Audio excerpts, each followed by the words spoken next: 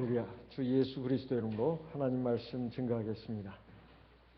출애굽기 2장 23절부터 봉독하겠습니다. 구약 성경 출애굽기 2장 23절부터 읽겠습니다. 여러 해 후에 애굽 왕은 죽었고 이스라엘 자손은 고역으로 인하여 탄식하며 부르짖으니 그 고역으로 인하여 부르짖는 소리가 하나님께 상달한지라. 하나님이 그 고통 소리를 들으시고 아브라함과 이삭과 야곱에게 세운 그 언약을 기억하사 이스라엘 자손을 권념하셨더라. 3장 출애굽기 3장 1절 모세가 그 장인 미디안 제사장 이드로의 양무리를 치더니 그 무리를 광야 서편으로 인도하여 하나님의 산 호렙에 이르매 여호와의 사자가 떨기나무 불꽃 가운데서 그에게 나타나시니라. 그가 보니 떨기나무에 불이 붙었으나 사라지지 아니하는지라. 3절 이에 가로되 내가 돌이켜 가서 이 큰 광경을 보리라. 떨기나무가 어찌하여 타지 아니하는고 하는 동시에 여호와께서 그가 보려고 돌이켜 오는 것을 보신지라. 하나님이 떨기나무 가운데서 그를 불러 가라사대 모세야 모세야 하시매 그가 가로되 내가 여기 있나이다. 5절 하나님이 가라사대 이리로 가까이 하지 말라. 너의 선 곳은 거룩한 땅이니 네 발에서 신을 벗으라. 또 이르시되 나는 네 조상의 하나님이니 아브라함의 하나님 이삭의 하나님 야곱의 하나님이니라. 모세가 하나님 배웠기를 두려워하여 얼굴을 가리우매 7절 여호와께서 가라사대 내가 애굽에 있는 내 백성의 고통을 정령히 보고 그들이 그 간역자로 인하여 부르짖음을 듣고 그 우고를 알고 내가 내려가서 그들을 애굽인의 손에서 건져내고 그들을 그 땅에서 인도하여 아름답고 광대한 땅 젖과 꿀이 흐르는 땅 곧 가나안 족속 헷 족속 아모리 족속 브리스 족속 히 족속 여부수 족속의 지방에 이르려 하노라. 9절 이제 이스라엘 자손의 부르짖음이 내게 달하고 애굽 사람이 그들을 괴롭게 하는 학대도 내가 보았으니 이제 내가 너를 바로에게 보내어 너로 그 내 백성 이스라엘 자손을 애굽에서 인도하여 내게 하리라. 모세가 하나님께 고하되 내가 누구간데 바로에게 가며 이스라엘 자손을 애굽에서 인도하여 내리이까. 12절 같이 읽어보겠습니다. 하나님이 가라사대 내가 정녕 너와 함께 있으리라. 네가 백성을 애굽에서 인도하여 낸 후에 너희가 이 산에서 하나님을 섬기리니 이것이 내가 너를 보낸 증거니라. 우리가 하나님의 백성이라고 하고 또 하나님의 성령이 나와 늘 함께 하신다는 것을 우리가 말씀을 통해서 늘 보고 듣고 배우고 있습니다만 우리 현실의 생활을 보게 되면 하나님께서 정말 나와 함께 하시는가 그리고 내 삶을 주관하시고 보살펴 주시는가 어떤 때는 참 여기에 대해서 확신이 들지 않고 현실 따로 우리의 믿음 따로 이런 경우가 많고 하나님의 말씀과 달리 내 고통과 어려움을 하나님께서 외면하시고 침묵하시고 그리고 나는 그야말로 어둠 저 깊은 터널 속을 하염없이 지나가고 있다는 느낌을 받을 때가 있습니다. 우리 인생의 길을 보게 되면 평탄할 때도 있지만 참 괴롭고 힘들 때도 많고 또 아무 희망도 없고 고통과 좌절뿐인 또 불안과 근심이 엄습해가지고 사실 살아가는 어떤 기쁨도 없고 그리고 희망도 안 보이는 그런 순간들이 적지 않습니다. 여기 나오는 말씀들은 바로 이스라엘 백성들이 이제 애굽에서 산 지가 이제 400여 년이 지나서 여기 지금 하나님께서 아브라함에게 네 후손들이 애굽에 내려가 가지고 이제 400년 후에 그리고 4년 만에 큰 재물을 이끌고 나올 것이다. 이 약속을 하신 뒤로부터 약 한 50년, 400년, 450년에서 한 550년 이 사이가 되는 지금 그 시기입니다. 여기에 지금 이스라엘 백성들이 요셉을 알지 못하는 애굽왕 바로에 의해서 온갖 곤욕을 당했는데 이제 모세가 장성해 가지고 내 백성들을 내가 구원을 해야 되겠다. 이런 의로운 마음을 가지고 이제 애굽 사람을 쳐 죽인 일로 말미암아서 본인은 이제 애굽의 모든 부귀영화 존귀한 자리에서 쫓겨나 가지고 결국 미디안 광야에 가서 목동으로서 한 40년의 생활을 보내게 되었습니다. 이 얘기 23절에 오늘 나오는 말씀을 보게 되면 여러 해 후에라는 말은 오랜 세월이 지난 후에라는 뜻이 되겠습니다. 그러니까 이 기간은 모세가 40세부터 80세까지 이제 광야에서 많은 양들을 치면서 지낸 그 세월들을 가리킨다고 봐야 되겠습니다. 애굽 왕은 이제 그 사이에 죽었다는 것입니다. 그리고 이제 새로운 애굽 왕 바로가 나왔는데 이 선왕에 이어서 후대 왕으로 오른 애굽 왕 바로는 선왕의 정책을 기조를 전혀 바꾸지 않았습니다. 오히려 더 강력한 히브리인 압살 정책, 박해 정책을 폈습니다. 그로 인해서 이스라엘 족속은 대단한 고역으로 인해 가지고 이제 하나님 앞에서 신음하게 되었고 그리고 부르짖게 되었다. 이렇게 말씀하고 있습니다. 여기에 이 고역으로 인해서 부르짖는 소리가 하나님께 상달했다고 나오고 있습니다. 그런데 24절에 보니까 하나님이 그 고통 소리를 들으셨고 또 아브라함과 이삭과 야곱에게 세운 그 언약을 기억했다. 이렇게 말씀하고 있습니다.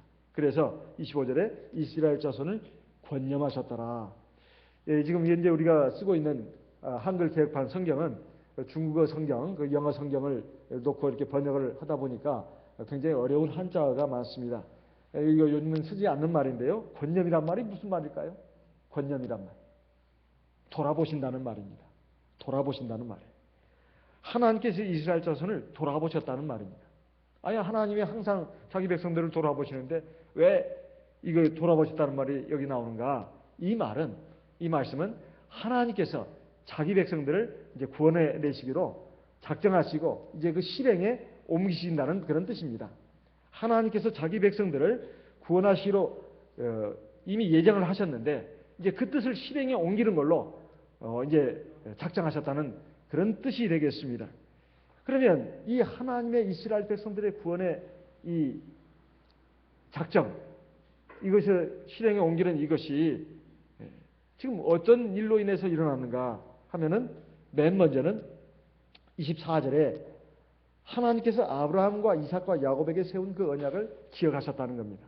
하나님께서 창세기 15장에 보게 되면 아브라함에게 말씀을 하셨습니다. 내 자손이 이제 애굽에 가가지고 참 고역을 당할 것인데 내가 그 나라를 진치한 후에 네 자손들이 많은 재물을 이끌고 나올 것이다. 그래서 이 땅에 돌아올 것이다. 이것을 하나님께서 아브라함에게 약속하십니다.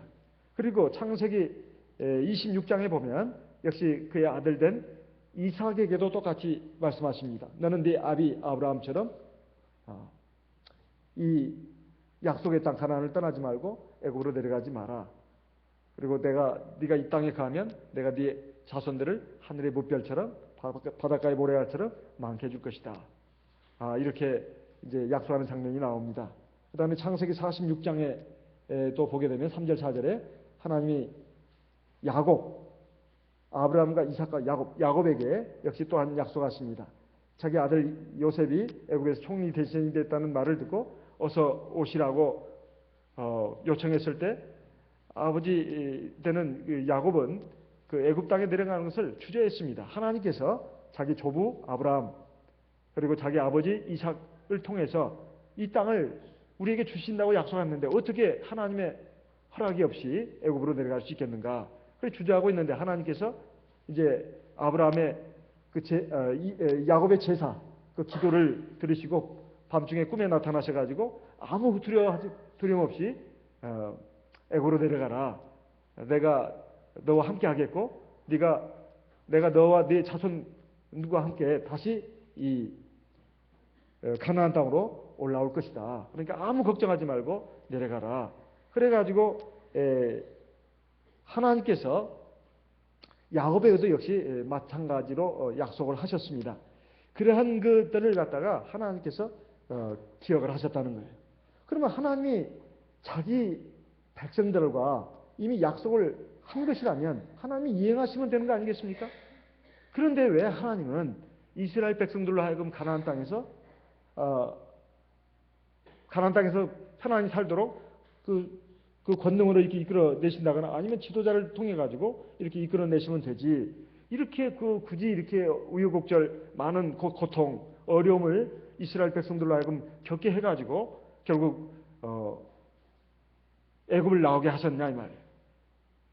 그런데 여기에 보게 되면 이스라엘 백성들은 고역으로 인해서 신음을 했고 그리고 고역으로 인해서 너무나 힘들었기 때문에 하나님께 부르짖었다 이렇게 말씀하고 있습니다. 그러니까 하나님께 부르짖는 이것이 있었기 때문에 결국 하나님께서 자기가 한 약속 그리고 이스라엘 백성들의 부르짖는 소리 이건 기도를 말하는 겁니다. 이것이 있었기 때문에 이스라엘 백성들을 돌아보셨다. 즉 구원해 내시기로 작정하시고 이제 실행에 옮기기로 착수하셨다. 이런 말씀이 되겠습니다. 우리 하나님이 왜 이러셨냐 이 말이에요. 만약에 하나님께서 이스라엘 백성들을 애굽 땅에서 지금 잘 편안하게 살고 있는데 가나안 땅으로 가자. 그러면 가겠습니까? 지금 애굽 땅은 그 당시에 굉장히 살기 좋은 땅이었고 물자가 풍부했고 그리고 거기에서 번성을 했습니다. 그런데 그걸 터전을 놔두고 그 미지의 땅 가나안으로 과연 가겠냐 이 말이에요. 그리고 가나안 땅도 무주공산으로 있는 것이 아닙니다. 가나안 7족속, 8족속이 이미 자리를 잡고 있다 이 말이에요. 그리고 그 땅보다도 사실 애굽 땅이 더 실질적으로는 살기 좋은 겁니다. 가나안 땅은 사실은 여기 젖과 꿀이 흐르는 땅이라고 했지만 사실은 지하 자원이 없어요. 그 비도 별로 내리지도 않습니다. 거의 광야와 같은 곳이에요. 농사도 잘 안 되는 곳입니다. 지하 자원도 없어요. 그런데 젖과 꿀이 흐르는 땅이라고 했다 이 말이에요. 왜 그럴까요? 유독 그 중동 지방에서 바로 이스라엘만 석유가 나지 않습니다. 그것은 바로 하나님이 바로 젖과 꿀이 흐르는 젖과 꿀이라는 뜻입니다. 하나님을 경외하는 이스라엘 백성이 사실 중동 전역에서 최고 강국가 아니겠습니까? 주변 나라들 아랍 민족들이 이스라엘을 감히 침범하지 못하는 것도 하나님이 이스라엘을 강대케 하셨기 때문에 그렇습니다. 그리고 지금 뭐 선진국 수준으로 지금 이스라엘이 지금 섰는데요. 이스라엘 역사를 보게 되면 하나님을 잘 경외하면 하나님께서 주변 민족들을 꼼짝 못하게 했습니다. 두려워 떨게 했다 말이에요. 하지만 하나님을 경외하지 않고 하나님 말씀에 불순종하면 이스라엘은 굉장히 약해졌습니다. 그리고 주변 나라들이 막 그 침략을 했다 말이에요.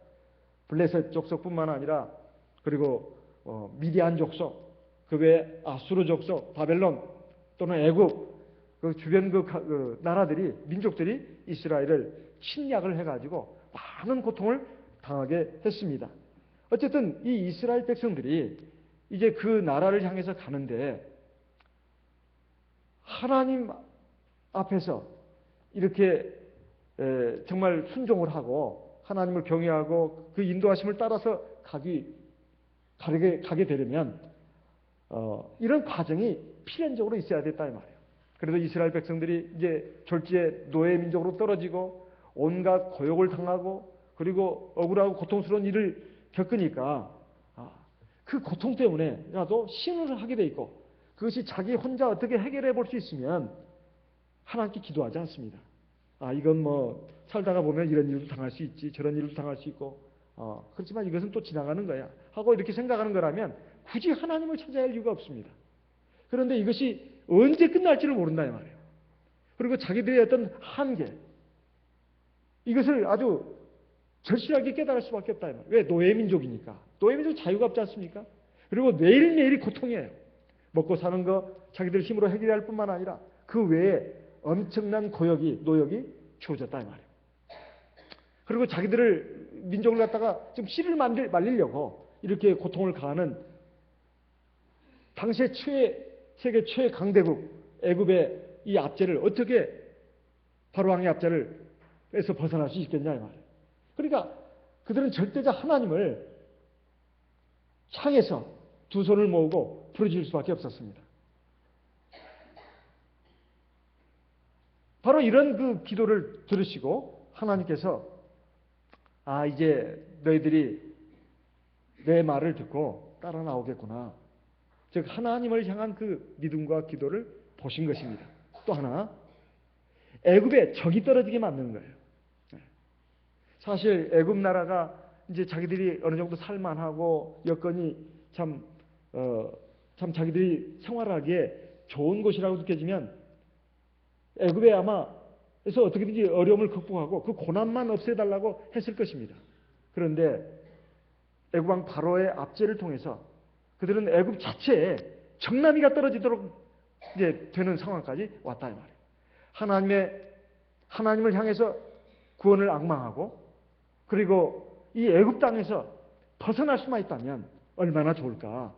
이런 그 상태로 지금 하나님께서 이끌어 가신 것입니다.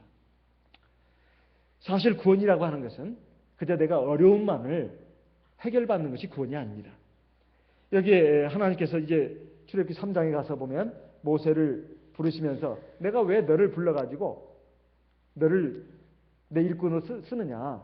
그 목적을 지금 말씀하고 계시는데 7절에 보게 되면 여호와께서 가라사대 내가 애굽에 있는 내 백성의 고통을 정령히 보고 그들이 그 간역자로 인하여 부르짖음을 듣고 그 우고를 알고 자 이스라엘 백성들의 고통 그리고 부르짖는 그로 인해서 하나님 나에게 부르짖는 소리 이것을 내가 들었다. 그래서 8절에 보면 내가 내려와서 그들을 애굽인의 손에서 건져내고 이 건져낸다는 말이 나옵니다. 그 다음에 그들을 그 땅에서 인도하여 아름답고 광대한 땅 적과 끓이는 땅 곧 그 가나안 족속이 있는 뭐 그런 여러 족속이 있는 땅 지방에 이르려 하느라. 여기서 보면 건져내고 그 다음에 인도한다 이런 말이 있어요. 우리가 하나님 앞에서 살아가면서 여러 가지 어렵고 힘든 일이 있을 때 하나님 좀 도와주세요. 살려주세요. 막 그렇게 기도하죠. 몸에 병이 있거나 아니면 경제적인 어떤 어려운 문제가 있거나 또는 자식들 문제로 괴로움을 당할 때 또는 가정이나 교회뿐만 아니라 세상에서 어떤 사람에 대해서 시달림 당할 때 어떤 원수 같은 사람이 나를 막 늘 괴롭힐 때 그럴 때 우리는 그 고통 자체를 좀 벗어나게 해달라고 어려운 문제를 해결해 달라고만 기도를 합니다. 하지만 그것만이 하나님의 역사가 아니다 이 말이에요. 사실 하나님께서는 그 고통에서 우리를 건져내실 뿐만 아니라 인도하신다 이 말이에요. 어디로? 하나님이 약속한 땅 가나안으로. 이것이 진짜 구원입니다. 하나님 우리에게 주시고자 하는 구원의 의미가 바로 이것이다 이 말이에요. 우리가 하나님 앞에서 꼭 그래서 육신의 병만을 낫기 위해서 기도할 것이 아닙니다. 또 우리 자식들 뭐 잘 되게 해달라, 시험 잘 되게 해달라, 또는 뭐 그 밖에 뭐 여러 가지 문제들, 육신적인 문제만을 놓고 기도할 때 그거 자체가 틀렸다는 것이 아니라 사실은 그것을 통해서 하나님께서 나를 신앙적으로 바로 세우시고 하나님의 은혜와 진리 가운데로 나를 인도해 주십시오. 온전케 해 주십시오. 여기까지 구해야 하나님의 구원을 제대로 앙망하는 것입니다. 그리고 이것이 하나님이 기뻐하시는 우리의 기도다 이 말이에요. 바로 이것을 위해서 하나님께서 이스라엘 백성들에게 지금 애굽 왕 바로의 압제를 당하게 했고 온갖 고역을 당하게 하신 겁니다. 첫째는 하나님을 바라보고 하나님의 구원을 앙망하도록 하기 위해서 그리고 기도하도록 하기 위해서 두 번째는 애굽에 정내미가 떨어져 가지고 이제는 하나님이 약속하신 그 나라 가나안 땅을 사모해서 그 나라로 가도록 하기 위해서 하나님께서 이런 고역을 치르게 하셨다는 거예요. 그런데 이런 그 하나님의 구원의 경륜이 나타나는 데 있어서는 하나님의 약속만 가지고 된 것이 아니다 이 말입니다. 약속만 가지고 된 것이 아니라 그 하나님을 약속을 믿고 하나님께 기도를 해야 그 약속이 이루어질 수 있도록 했다는 것입니다. 이것이 대단히 중요한 그 부분입니다. 그래서 예레미야 에스겔 36장 37절에 보면 하나님께서 하나님의 백성들에게 그 여러 가지 약속을 하십니다. 이제 다시 너희들 나라를 회복시켜 줄 것이고 그리고 다시 너희를 돌아오게 할 것이고 그리고 너희들의 인수가 사람 수가 아주 많게 해주겠다. 이 광야와 같은 땅, 황무지와 같은 땅을 정말로 하나님의 백성으로 아주 번성하게 해주겠다. 이런 약속을 하셨다 할지라도 그래도 너희가 나에게 구해야 한다. 이렇게 말씀하고 있습니다. 에스겔 36장 37절 말씀을 읽어보겠습니다. 에스겔 36장 37절 같이 읽어보겠습니다. 에스겔 36장 37절. 나 주 여호와가 말하노라. 그래도 이스라엘 족속이 이와 같이 자기들에게 이루어 주시기를 내게 구하여야 할지라. 그 앞에 말씀은 이미 제가 말씀을 드렸습니다. 다시 무너진 성벽을 갖다가 세우고 그리고 다시 하나님의 나라로 번성하게 해주겠다는 그 약속의 말씀이 있습니다. 그렇지만은 아무리 그렇게 내가 약속을 했다 하더라도 이스라엘 족속이 이와 같이 자기들에게 이루어주기를 내게 구해야 할지라. 이렇게 말씀하고 있습니다. 이 말씀은 여기에만 있는 게 아닙니다. 예레미야 29장 말씀도 보겠습니다. 예레미야 29장 10절로 13절 말씀. 예레미야 29장 10절부터 보겠습니다. 예레미야 29장 10절. 나 여호와가 이같이 말하노라. 바벨론에서 70년이 차면 내가 너희를 권고하고 나의 선한 말을 너희에게 실행하여 너희를 이곳으로 돌아오게 하리라. 11절.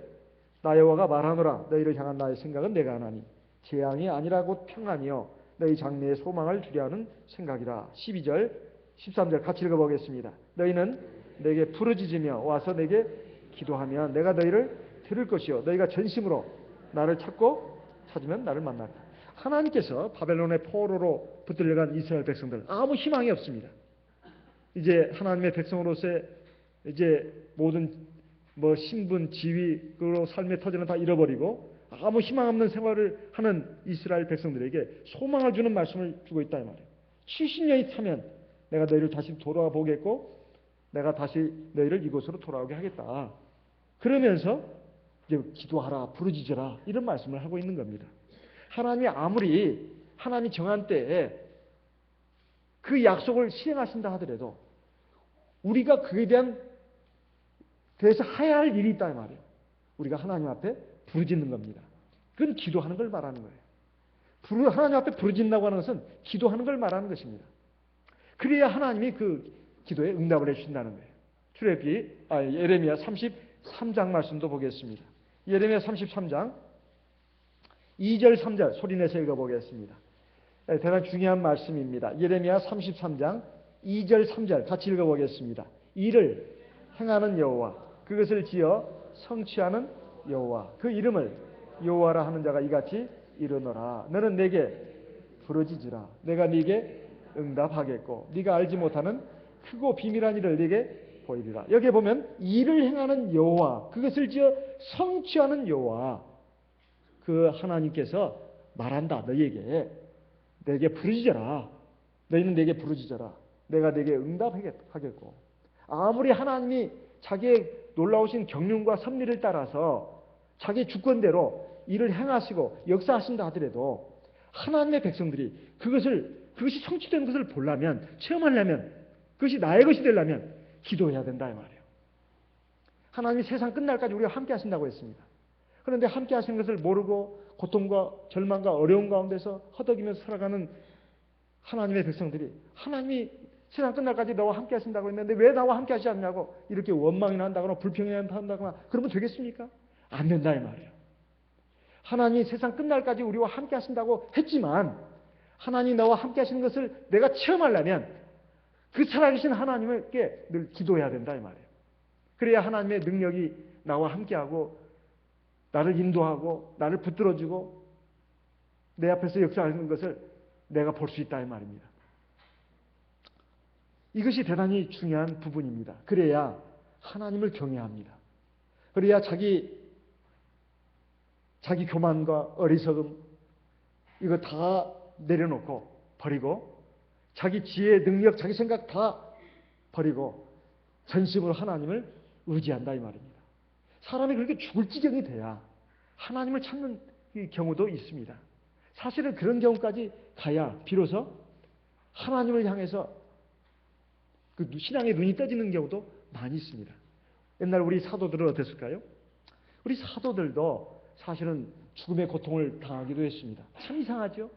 아니 주님이 그 권능의 사도로 쓴 그 주의 종들 같으면 늘 함께해야 되고 역사해야 되고 죽을 지경까지는 안 가야 되는 거 아니겠습니까? 그리고 모든 일은 승승장구 만사 형통이 돼야 되지 않냐 이 말이에요. 그런데도 왜 하나님이 죽을 고비를 넘기게 하시고 막 칠 같은 그 고통 가운데로 집어넣으시냐 이 말이에요. 그것은 자기를 의지하지 않고 하나님만을 의지하기 위해서라고 바울 사도도 증언을 했습니다. 고린도후서 1장 말씀을 보겠습니다. 고린도후서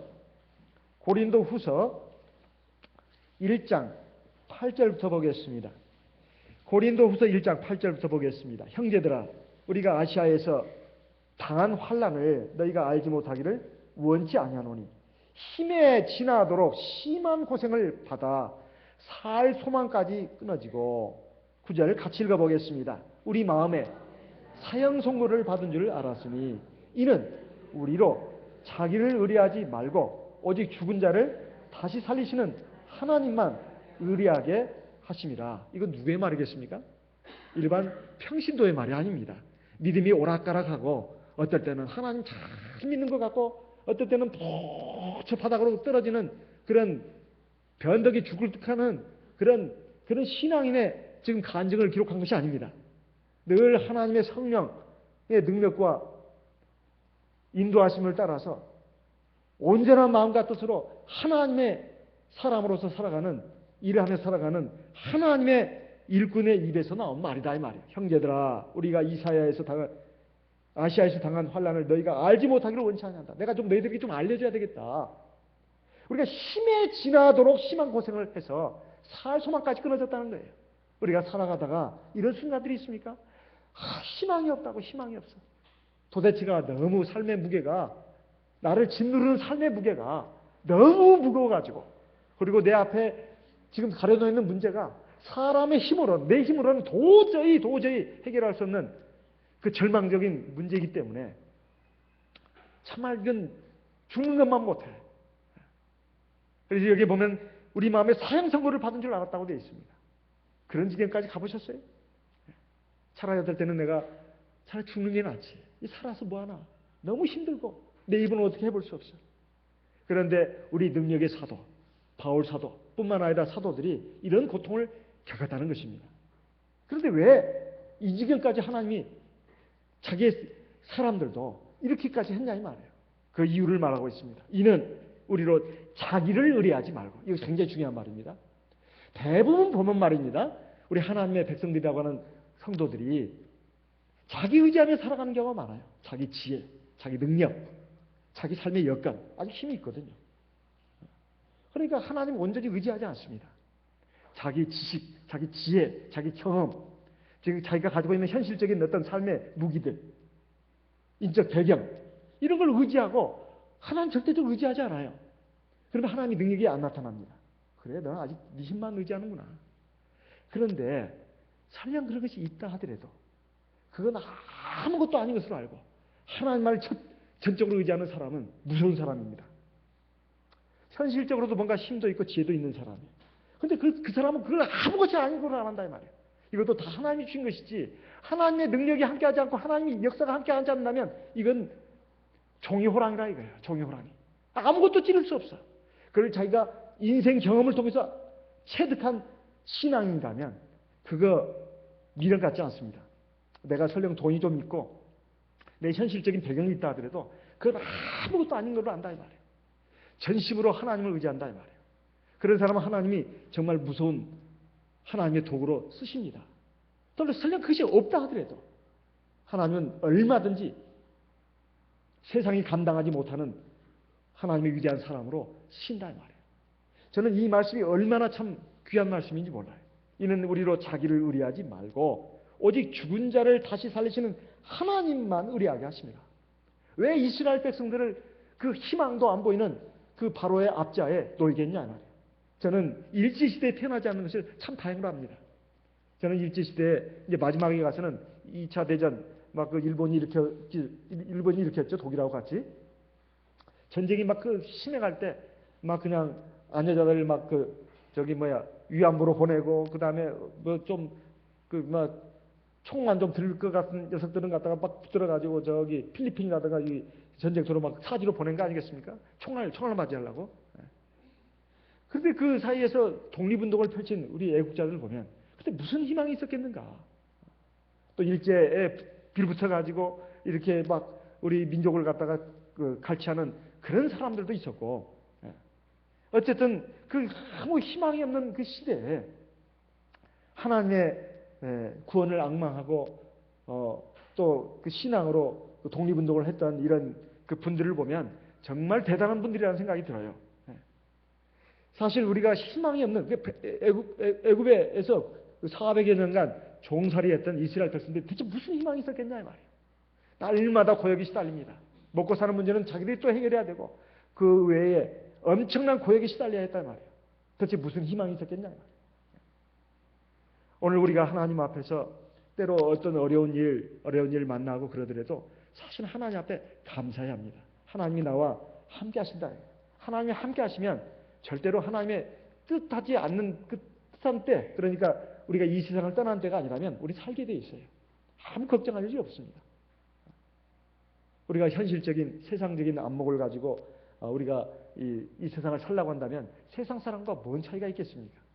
우리가 하나님의 백성으로서 영원한 하나님의 나라를 사모하면서 천지 만물을 지으시고 인생의 생사복을 주관하시는 하나님을 아버지로 모시고 살아가는 백성이라면 우리 삶의 모든 순간순간들, 우리 삶의 모든 문제들을 하나님 앞에 맡기고 하나님을 의지하면서 전심으로 주님을 의지하면서 주님이 도와주시고 나를 붙들어 주시고 내 삶을 인도해 주시기를 구하면서 나갈 때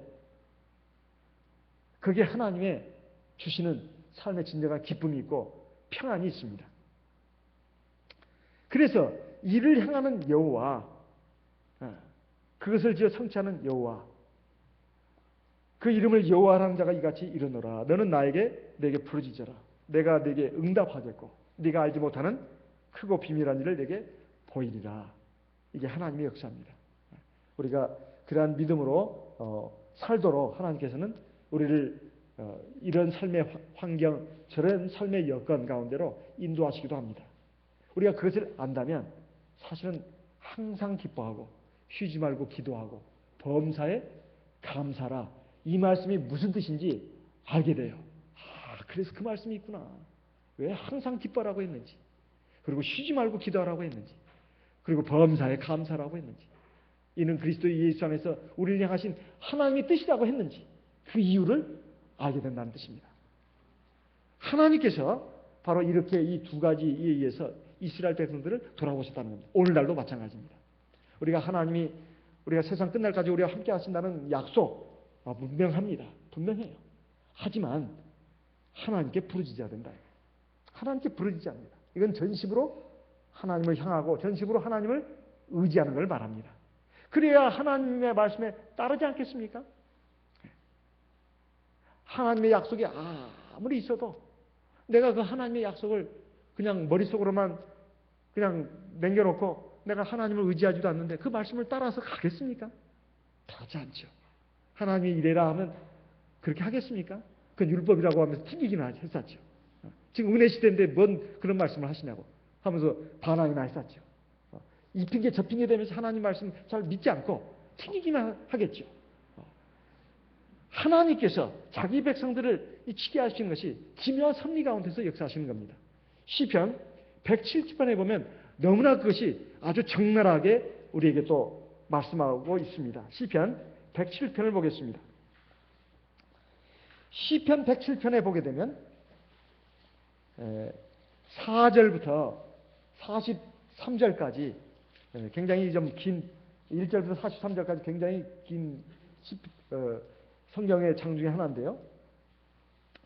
4절부터 보게 되면 광야에서 사람이 사막길에서 겪는 일들, 그 다음에 10절에서부터 보면 흑암과 사망의 그늘에서 있는 하나님의 백성들의 삶을 들어서도 얘기하고 있습니다.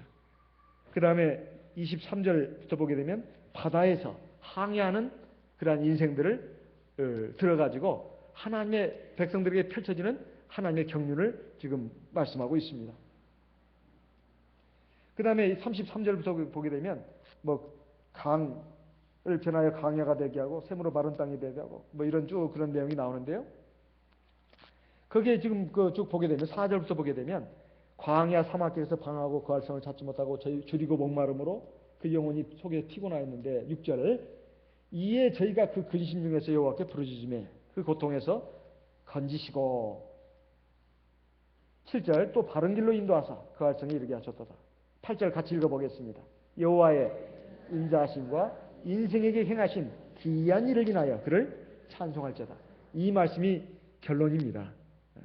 여호와의 인자하심과 인생에 행하신 기이한 일을 인하여 그를 찬송할지어다. 근데 하나님이 인자하시다고 도저히 느끼지 않는 그것이 앞에 나옵니다. 광야 사막길에서 방황하고 그 알성을 찾지 못하고 줄이고 목마르고 이게 어떻게 하나님이 인자하시느냐 이 말이에요. 배고파 죽겠고 먹을 것도 없고 지금 돈이 떨어져가지고 지금 우리 집은 풍지박산 나가지고 지금 이제는 길거리 거지로 나앉게 된 판인데 뭔 하나님의 인자냐 이 말이야. 그런데 그 다음이 중요합니다. 만약 그러면서 하나님을 원망이나 했었고 그냥 스스로 극단적인 어떤 그 길로 잘못된 길로 나가버리면 그건 안 되는 것이죠. 그 상황에서 하나님을 바라보고 그 근심과 고통 가운데 있지만은 그 가운데서 하나님께 부르짖는다면 하나님께 고통에서 건져내신다는 거예요. 그리고 하나님은 고통에서만 건져내시는 것이 아니라 7절에 바른 길로 인도한다는 거예요. 바른 길로. 그리고 거할 성에 이르게 하신다. 우리가 세상에서는 내가 살고 싶은 것 이것저것 막 그냥 내 인생의 계획을 막 세우지만은 하나님은 자기가 원하시는 삶의 터전이 있다. 새 예루살렘에서 그곳으로 우리를 적과 꼴이 서는 땅으로 인도하신다는 겁니다. 하나님의 나라로. 그때 가서야 우리는 깨닫습니다. 하나님이 나에게 고통을 주시고 그리고 절망 가운데 빠지게 하시고 그 가운데서 내가 그래도 거기서 주저앉지 않고 하나님 앞에 부르짖은 거 그랬더니 하나님이 내 기도를 들으시고 고통에서 건져내실 뿐만 아니라 날 바른 길로 인도하시고 내가 마땅히 가야 될 그 성으로 인도하셨구나. 정말 하나님 인자하시고 하나님은 정말 기이하신 분이다. 그러면서 하나님을 찬송하게 된다는 겁니다. 그 다음에 23절부터 보게 되면 바다에서 항해하는 사람도 마찬가지입니다. 여기 25절에 보면 하나님께서 명하신 즉 광풍이 일어나서 바닷물결을 일으키신다고 되어 있어요. 인생의 바닷물결도 흑암도 하나님이 일으키신다는 거예요. 그것은 하나님의 백성들을 미워서가 아니라 하나님만을 바라보도록 하기 위해서 그리고 하나님이 약속하신 그 나라를 향해서 나아가도록 하기 위해서 그래서 결국 저희가 그 근심 중에서 또 부르짖는다네요. 28절 이에 저희가 그 근심 중에서 여호와께 부르짖음에 그 고통에서 인도하여 내시고 광풍을 평정히 하사 물결로 잠잠케 하시는도다. 그 다음에 30절에 보면 저희가 평온함을 인하여 기뻐하는 중에 여호와께서 저희를 소원의 항구로 인도하시는도다. 그 다음에 31절 같이 읽어보겠습니다. 31절 여호와의 인자하심과 인생에게 행하신 기이한 일을 인하여 그를 찬송할지로다. 이게 바로 하나님의 사랑과 은혜입니다. 왜 하나님께서 이스라엘 백성들을 애굽 왕 바로의 압제하에 그렇게 시달리게 하시고 고통 가운데 있게 하시고 아무 희망도 없는 그런 삶을 기약 없이 살게 하셨는가? 그 이유를 바로 우리 성경 전체를 통해서도 알 수가 있습니다. 하나님을 경외하고 하나님 앞에 부르짖고 또 하나님 말씀을 순종해서 하나님이 약속하신 그 나라를 향해서 가도록 하기 위해서다 이 말이에요. 하나님은 이미 약속했지만 그 약속이 공수표가 되지 않고 헛된 메아리가 되지 않고 우리에게 정말로 영원한 생명과 영원한 복락, 영원한 상급으로 이루어지려면 바로 우리의 자세가 중요하다 이 말이에요. 모세를 하나님께서 붙들어 쓰시는 것도 그런 과정입니다. 자기의 지혜, 능력, 아무리 올바른 사명감, 자기 자부심 가지고 살려고 나섰지만은 아직 하나님 부르신 것도 아니고 그리고 하나님을 의지한 것도 아닙니다. 자기의 어떤 의로운 생각만 가지고 그렇게 했다 이 말이에요. 아무리 의로운 그 계획과 목표의 멋진 인생의 청사진을 갖고 있다 하더라도 하나님을 경외하지 않고 의지하지 않는다면 하나님이 역사하지 않습니다. 오늘 우리에게 주시는 말씀이 바로 그것입니다. 우리 오늘 이 말씀을 마음에 새기면서 우리 하나님 앞에 기도하겠습니다. 하나님을 경외하고 의지하는 것은 정말로 하나님의 살아계심 그리고 온전한 섭리와 사랑을 체험하는 지름길입니다. 우리가 그것을 바로 오늘 이 말씀을 통해서도 깨달아서 알아야 되겠습니다. 그리고 하나님께서 나를 가장 좋은 길로 인도하신다는 것을 우리가 꼭 기억해야 되겠습니다. 이 시간 들으신 말씀을 기억하시고 기도의 제목으로 삼아서 우리 하나님 앞에 기도하도록 하겠습니다. 나와 내 가정을 위해서, 우리 교회를 위해서, 그리고 이 나라 이민족을 위해서도 시간 되시는 대로 또 기도하도록 하겠습니다. 다 같이 마음을 모아서 믿음으로 하나님 앞에 기도하도록 하겠습니다.